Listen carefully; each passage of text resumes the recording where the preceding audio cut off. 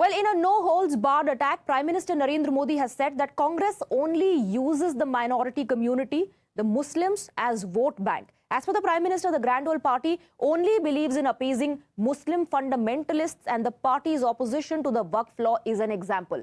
Slamming the arbitrary changes made by the UPA in the Waqf law for votes, Prime Minister gave an open challenge to the Congress party. He said, if the party really cares about the Muslims, then why doesn't it make a Muslim its party president? Why can't the party give 50% tickets in the Lok Sabha elections to Muslims? Listen in first to what the Prime Minister said. और आज ईमानदारी से उसका उपयोग हुआ होता तो मेरे मुसलमान नौजवानों को साइकिल के पंक्चर बना करके जिंदगी नहीं गुजारनी पड़ती। अगर सच्चे अर्थ से आपके दिल में मुसलमानों के लिए थोड़ी भी हमदर्दी है तो कांग्रेस पार्टी अपने पार्टी के अध्यक्ष मुसलमान को बनाए। क्यों नहीं बनाते भाई? संसद में टिकट देते हैं 50% मुसलमानों को दो, जीत करके आएंगे तो अपनी बात बताएंगे। लेकिन ये नहीं करना है। कांग्रेस में तो कुछ नहीं देना है।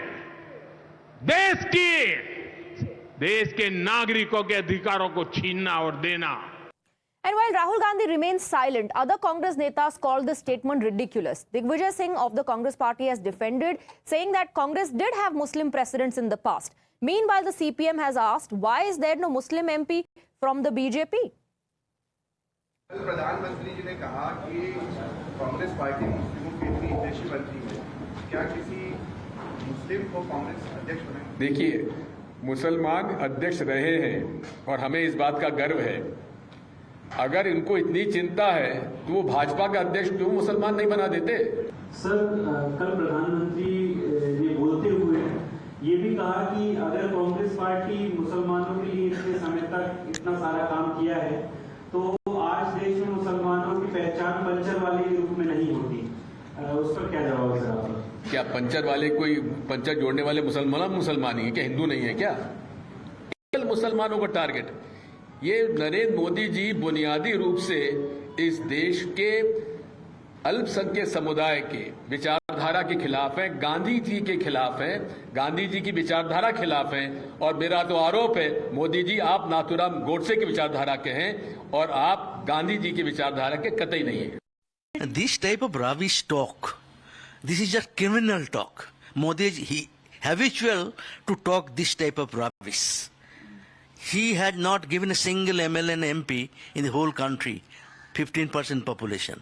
And he is advising Congress whom to advise. It's totally anti-national talk, anti-secular talk. It is communal understanding is leading him to make such comments. The Bharatiya Janata Party soon hit back at the criticism and reminded the party of a statement made by the former Prime Minister when he spoke of minorities, particularly Muslims, must have the first claim on resources. Naturally, when Rahul Gandhi can find All India Muslim is like a perfectly secular party, when late Manmohan Singh can say that all resources, the Muslims have the first privilege, then well, why not the first share goes to the Muslim in the Congress? They should have a first privilege. And also in the distribution of tickets.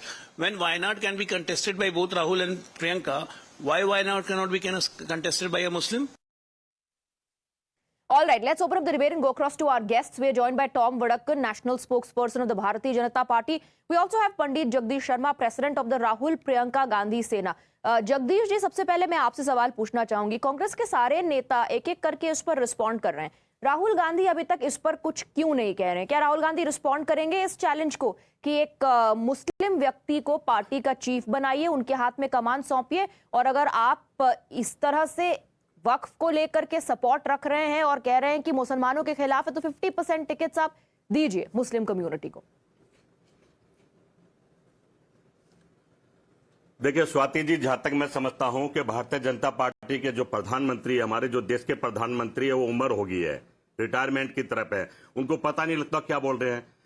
वो कह रहे कि मुसलमान puncture लगाते हैं। भाई शर्म करो, पेंचर से तो अपनी मेहनत से तो कमा रहे हैं, पर हिंदुओं की बात करूंगा तो कूड़ा बिन रहे हैं, सफाई कर रहे हैं, जूते साफ कर रहे हैं। उन हिंदुओं से इनका प्यार खत्म हो गया और हिंदू राष्ट्र की बात करते थे। कहने के मैं समझता हूं राहुल गांधी को जरूरत नहीं इनकी बात का जवाब देने का। वो विपक्ष के बड़े नेता हैं, उल्टी सीधी बातों जवाब नहीं। राहुल गांधी सबको लेकर साथ चलते हैं। अगर 50% टिकट लोकसभा इलेक्शन में और कितने वोट दी। नहीं, एक मिनट, मुस्लिम रिप्रेजेंटेशन है, ये बात तो सुनिए, ये बात तो ओवैसी जैसे नेता भी करते हैं कि कितना रिप्रेजेंटेशन कांग्रेस जैसी पार्टियों ने दे दिया मुसलमानों को। इसमें उल्टी सीधी बात क्या है?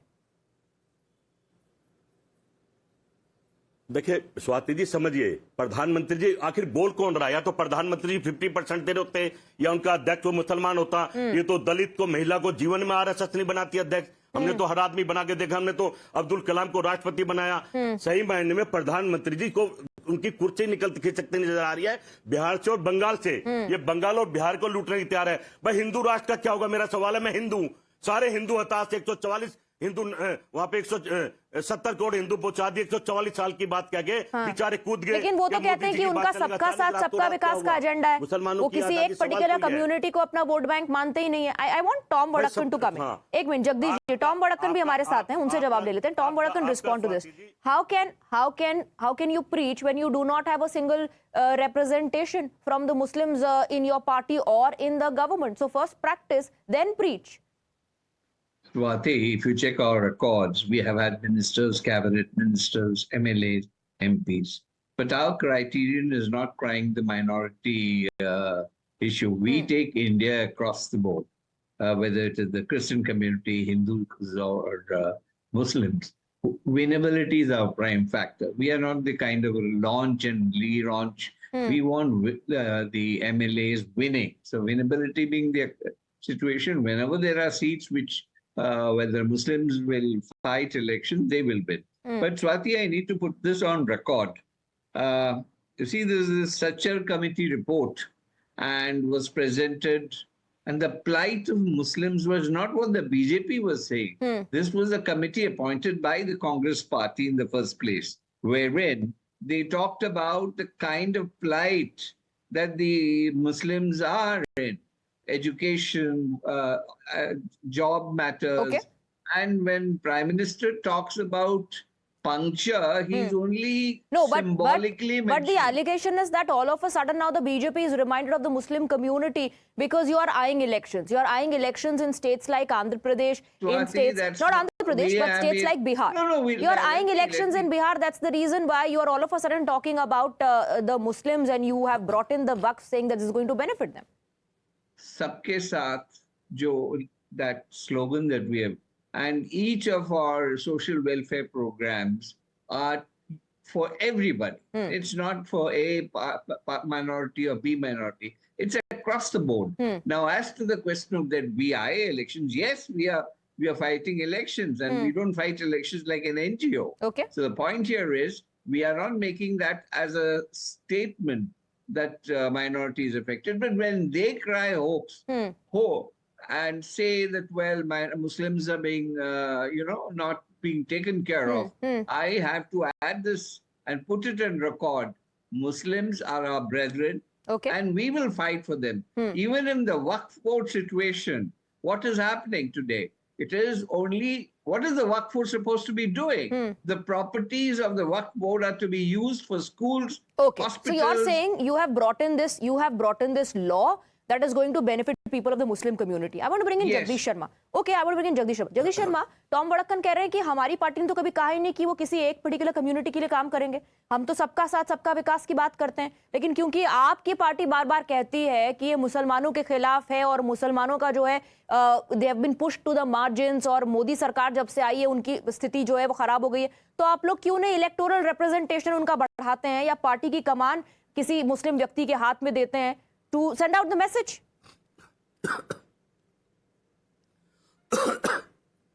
देखिए स्वाति जी, टॉम वडक्कन मेरे बड़े भाई है, मैंने इनके साथ काम करा और मैं समझता हूं इनकी मजबूरी है, बोलना नहीं बोलेंगे। इनको भी हकीकत पता जमीन पे चल क्या रहा है। कहीं ना कहीं टॉम वडक्कन साहब अभी वक्फ बोर्ड की बात करते हैं। वक्फ बोर्ड का क्या मतलब है? भाई वक्फ बोर्ड की सरकार ये तो कानून ला रही है ना, वो कह रही है भाई हम जमीन के जो कब्जा, जमीन का जो सिस्टम अपने हाथ में रखेंगे। नहीं, ऐसा कब कहा? समस्या तो यही है। नहीं, एक मिनट, ये कब कहा सरकार ने कि हम सब कुछ अपने हाथ में रख लेंगे? जगदीश शर्मा जी, ये कब कहा और कहां कहा कि हम सारी की सारी जमीन जो है वो अपने हाथ में ले लेंगे? सुनो, मैं सब चैनलों की बात नहीं करता। आपके चैनल की बात करके हम संपत्ति का रखरखाव रखेंगे, गिनती शुरू कर दिया, डीएम बैठाएंगे। कहीं ना कहीं यही तो विरोध कर रहे हैं मुसलमान भाई ये कर क्या रहे हैं? मैं समझता हूं कि नहीं, जब आप कहते हैं मुसलमान, वन सेकेंड, जब आप कहते हैं कि मुसलमान भाई विरोध कर रहे हैं, उसमें कई ऐसे भी हैं जिन्होंने खुद ही आरोप लगाया था कि वक्फ में गड़बड़ी हो रही है। अब आप देखिए तमिलनाडु में एक और गांव है जहां पर एक कम से कम 150 परिवारों को वक्फ की तरफ से नोटिस दिया गया है। क्या पूरा का पूरा गांव वक्फ को बिलोंग करता है? इससे पहले भी ऐसा हो चुका है, कई मामले कोर्ट में भी जा चुके हैं और मुस्लिम कम्युनिटी के अंदर से ही लोगों की आवाज आई कि इसमें रिफॉर्म होना चाहिए। तो क्या वो सारे जो हैं वो नरेंद्र मोदी के साथ मिलकर के मुस्लिम्स के अगेंस्ट काम कर रहे हैं? स्वाति जी, हिंदुस्तान का मुसलमान मर जाएगा पर मोदी जी पे विश्वास नहीं करेगा। अब तो हिंदू भी भाग रहे हैं। मैं आपको बताना चाहता हूं इसका कारण है, जिस तरह से आपने कहा कि मुसलमान की जो बात कर रहे हैं, आप देखिए ना मोदी जी आखिर क्या रख रहे हैं। मोदी जी टोपी मुसलमान की नहीं पड़ते, सम्मान मुसलमान को नहीं देते, कभी गले नहीं लगाते, विदेश में जाके गले लगाते हैं। आप जानते हैं कि कितने सारे ऐसे, एक सेकंड, कितने सारे ऐसे मुस्लिम देश हैं जो प्रधानमंत्री नरेंद्र मोदी को अपने देश में बुला करके उनको सर्वोच्च सम्मान, सबसे हाईएस्ट ऑनर अपने देश का उनको देते हैं। वो लोग भी मुसलमान नहीं है क्या? स्वाति जी, जगदीश शर्मा जी, जेनेरिक स्टेटमेंट्स हैं। Are you making generic statements now Jagdish Sharma? पूरे देश में स्वाति जी, आप बुरा मान जाएंगे, आप एक टीवी के एंकर, अभी जो ट्रंप ने सम्मान दिया ना पूरे देश ने देखा, जो बेड़ी बांध बांध के आए हैं और मुसलमानों को जैसे पता लगना, जैसे अब आप बंगाल की बात, वहाँ बांग्लादेश की बात कर लीजिए, यहाँ बाहुबली प्रधानमंत्री तक कैसे कीजिए ना बंगाल की बात, आप बंगाल की बात कीजिए ना। मुर्शिदाबाद में जो हिंदुओं को, मुर्शिदाबाद में जो हिंदुओं को अपना घर छोड़ करके जाना पड़ा, कांग्रेस ने क्या स्टैंड लिया इस पर? कीजिए आप बंगाल की बात। वक्फ का प्रदर्शन वहां पर, वक्फ का प्रदर्शन वहां पर इतना वायलेंट क्यों हो गया है? स्वाति जी, फिर बाहुबली सरकार, आंख दिखाने वाली सरकार, 56 इंच की सरकार इतनी कमजोर है कि बांग्लादेश में हिंदुओं को नहीं बचा सकी। एक मिनट, सवाल तो ये है, मैं आपसे बंगाल में पूछ रही हूँ, बंगाल में किसकी सरकार है? तो टोम भड़कम से बंगाल में किसकी सरकार है? मैं बंगाली की और बात आप बता क्या, रहा हूं। और आप क्या सोचते हैं कि मोदी सरकार अपनी सेना लेकर के बांग्लादेश में घुस जाएगी क्या? अपनी सेना लेकर के क्या बांग्लादेश के अंदर घुस जाएगी? स्वाति जी, बंगाल भारत में ही है और भारत के प्रधानमंत्री नरेंद्र मोदी बाहुबली, और जब हिंदू पलायन, एक मिनट, वहां जब सेंट्रल फोर्सेस के डिप्लॉयमेंट की बात आती है तब तो आपको लगने लगता है कि फेडरल स्ट्रक्चर पर हमला हो रहा है, तब आप कहने लग जाते हैं फेडरल स्ट्रक्चर पर हमला हो रहा है। Tom Vadakkan, Bengal is part of India, what is the centre doing about what is happening in? एक मिनट, आप देखिए जगदीश जी, आप एक मिनट, आप वक्त से बंगाल पे चले गए, बांग्लादेश पर चले गए। Now let the BJP spokesperson respond to you.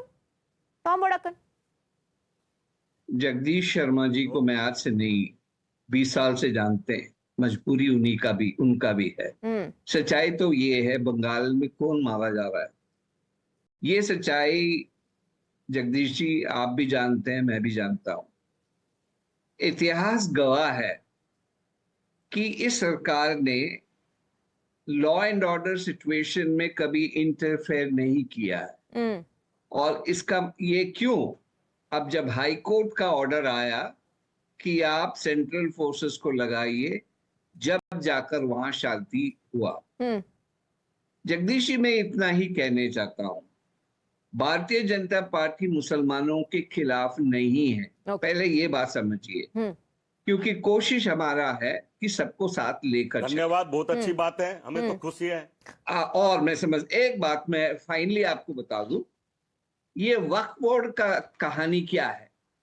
Waqf board को पावर दिया था कांग्रेस पार्टी ने कि भाई आप कोई भी जमीन ले लो, कोई रेवेन्यू ऑफिसर कोई नहीं पूछेगा। All right. आपका, so you're saying unbridled powers were given by the Congress by making those amendments in the act, and if you want true representation, like the Prime Minister has given a challenge, why don't you appoint a Muslim president or give 50% tickets during the Lok Sabha elections to people of the Muslim community? To which several Congress netas in fact have responded. Apart from Rahul Gandhi, will Rahul respond to this challenge remains to be seen. Thank you very much Jagdish Sharma and Tom Wadakkan for joining us.